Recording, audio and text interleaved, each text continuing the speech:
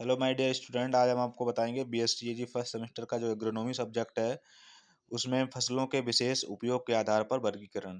इससे पहले और भी मैं क्लास डाल चुका हूं फसलों का वर्गीकरण के अनुसार। आज हमारा अगला क्लास है। अभी तक आपने अगर मेरे चैनल को सब्सक्राइब नहीं किया है तो सब्सक्राइब कर लीजिए, जिससे और भी जो हम क्लास आपको वीडियो दूंगा और भी सब्जेक्ट के वो आपको प्रोवाइड होते रहेंगे और आपकी अच्छी तैयारी होती रहेगी घर पे ही बैठे। ठीक है, तो देखिए सबसे पहले हमारा है कि फसलों के विशेष उपयोग के आधार पर वर्गीकरण। तो सबसे पहले हमारे आते हैं कृषित फसलें। कृषित फसलों को हम लोग इरेबल क्रॉप्स बोलते हैं। क्या बोलते हैं? इरेबल क्रॉप्स। वे फसलें जिसमें जुताई की आवश्यकता होती है उसे हम कृषित फसलें बोलते हैं। जैसे धान, गेहूँ, आज जितनी भी फसलें हैं जिनमें जुताई की आवश्यकता होती है वो हमें इरेबल क्रॉप के नाम से ही जानते हैं। इसके बाद मृदा आरक्षक फसलें, कवर क्रॉप्स क्या होती हैं? वे फसलें जो मृदा को ढके रहती हैं और जल और वायु द्वारा मृदा क्षरण को रोकती हैं। यानी कि वे फसलें जो मृदा की ऊपरी सतह होती है उसको ढके रहती हैं और जो जल और वायु के द्वारा मृदा की ऊपरी सतह जो कट के बह जाती है उसको रोकती हैं। ठीक है, तो जैसे मूंग हो, लोबिया है, उर्द है, ढैंचा, ये सब हमारी क्या होती है? मृदा आरक्षक फसलें होती हैं। नकदी फसलें कैश क्रॉप क्या होती हैं? इन फसलों को कृषक पूरा का पूरा प्रयोग न लाकर बाजार में नगद बेच देता है। जैसे इनको पूरा आदमी जो भी कृषक होता है पूरा प्रयोग नहीं करता है, तो थोड़ा बहुत प्रयोग करने के बाद बाकी जो हिस्सा बचा तुरंत ही बाजार में बेच देता है और नगद पैसा ले लेता है। जैसे गन्ना, आलू, कपास, तंबाकू, ये सब क्या है? हमारी नकदी की फसलें हैं, कैश क्रॉप है। अंतर्वर्ती फसलें क्या होती हैं? Catch crops. ये कैश क्रॉप थी। अंतर्वर्ती फसलें क्या होती हैं? Catch crops. किन्हीं कारणों से प्रमुख फसल का नष्ट हो जाना या बोने में देर हो जाना तो कम समय में तैयार होने वाली फसल को अंतर्वर्ती फसल कहते हैं। जैसे आप कोई मेन फसल बो रहे थे, मुख्य जो फसल है, तो वो नहीं जैसे मुख्य फसल आप बोना चाह रहे थे, जैसे गेहूं। गेहूं किसी कारणवश नष्ट हो गई, जैसे मतलब आप नहीं बो पाए या आपने बो दिया, बारिश हो गई, कोई भी रीजन रहा तो वो नष्ट हो गई।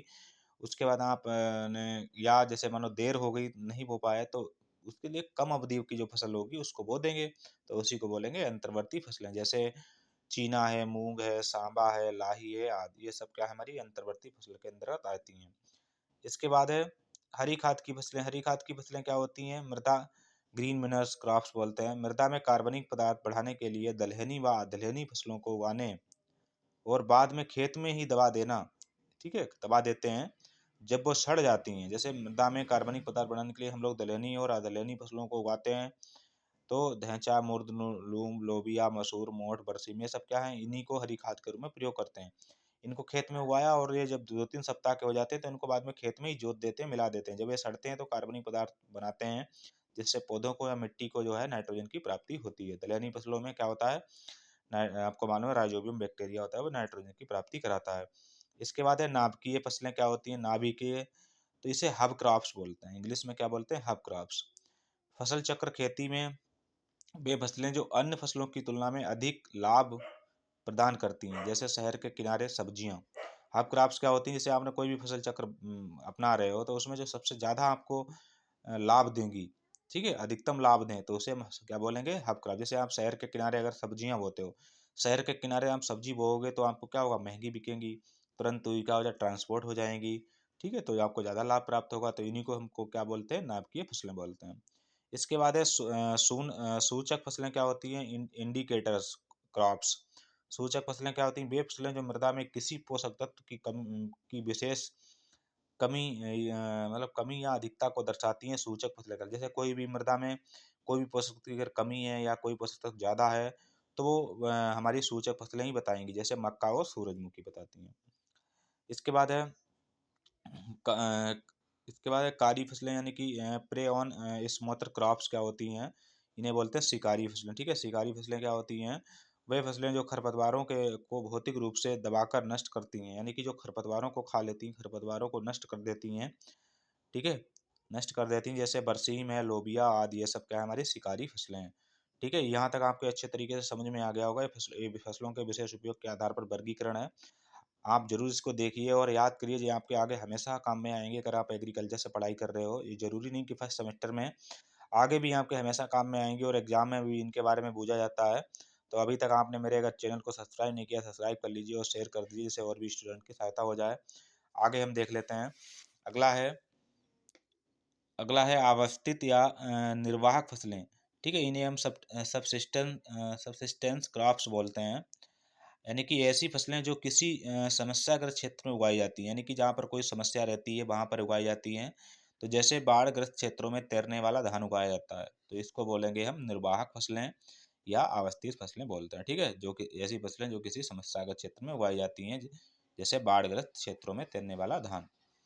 इसके बाद है कीट आकर्षक फसलें, इसे हम ट्रैप क्रॉप्स बोलते हैं। कभी-कभी प्रमुख फसल को कीट व पतंगों से बचाने के लिए खेत में चारों ओर अन्न अन्न फसल या दूसरी फसल लगा देते हैं जो कीट व पतंगों को अपनी ओर आकर्षित करती रहती है। ठीक है? जैसे कोई मुख्य फसल है, उसको हम बचाने के लिए क्या करेंगे, कीटों और पतंगों से बचाने के लिए कोई दूसरी फसल हम उसके चारों तरफ लगा देंगे।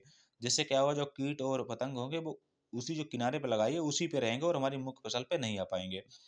तो जिससे क्या होगा, हमारी मेन फसल को नुकसान नहीं होगा। तो जो फसलें हम साइड में किनारे पे बोते हैं और जो कीटों को अपनी ओर आकर्षित करती हैं, उन्हीं को बोलते हैं कीट आकर्षक फसलें। जैसे कपास की फसल में फसल को लाल की कपास में एक लाल कीट लगता है, उसको बचाने के लिए चारों ओर हम लोग भिंडी बो देते हैं। भिंडी की फसल कर देते हैं, जिससे अब जो कीट पतंग होंगे तो भिंडी पे रहेंगे, मेन क्रॉप हमारी कपास है उस पे अटैक नहीं करेंगे। तो ये हमारी होती है कीट आकर्षक फसलें। इसके बाद है पायरा फसलें, क्या होती हैं, इसे हम अथेरा क्रॉप्स बोलते हैं।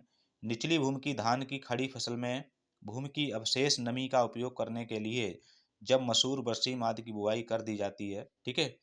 पायरा फसलें क्या होती हैं, जैसे निचली भूमि की धान की, जैसे धान की खड़ी फसल है और उसमें नमी है, तो उस नमी का फ़ायदा लेने के लिए हम क्या करेंगे, बरसीम बो देंगे। तो बरसीम जब बो देंगे तो वो नमी में बरसीम क्या हो जाएगी, जम आएगी।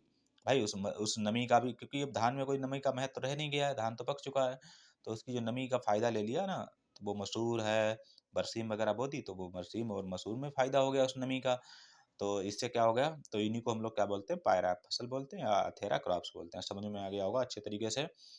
इसके बाद है मुख्य या आधार फसल, इसे मेन या बेस क्रॉप्स बोलते हैं। अंतर्वर्ती फसल प्रणाली में ऐसी फसल जो स्टम अंतरण पर उगाई जाती है, जो मुख्य आर्थिक उद्देश्य हम आर्थिक अवधि की होती है, मुख्य फसल कहलाती है। जैसे भाई कोई भी फसल ऐसी है जो मुख्य आर्थिक रूप से उगा रहे हैं हम ना, मेन क्रॉप्स वही तो होगी जो हमें उसके हम आर्थिक रूप से उगा रहे होते हैं, या कोई उद्देश्य हमारा होता है, अधिक अवधि की होती है। जैसे हमने गन्ना गन्ना हमारी क्या है, मुख्य फसल है, प्लस इसके साथ हमने गेहूँ बो दिया, ठीक है। तो गन्ना हमारी क्या है, मुख्य फसल, प्लस गेहूँ बो दिया, लेकिन आर्थिक रूप से गन्ना में उगाए जा रहे हैं। तो इंटरक्रॉपिंग मतलब अंतर्वर्ती, इनके बीच में जो जगह होती है उसके बीच में हम लोग इसको गेहूँ को भी बो देते हैं, ठीक है।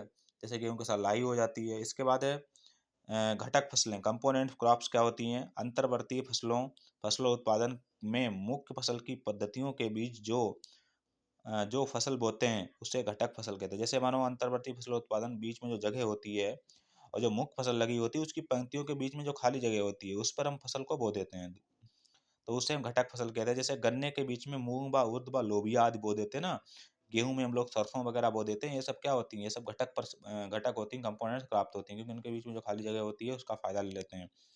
तो ये हमारी थी फसलों के विशेष उपयोग के आधार पर वर्गीकरण। तो आप इसको अच्छे तरीके से देख लीजिए और अच्छी तरीके से इसका नोट्स बना लीजिए।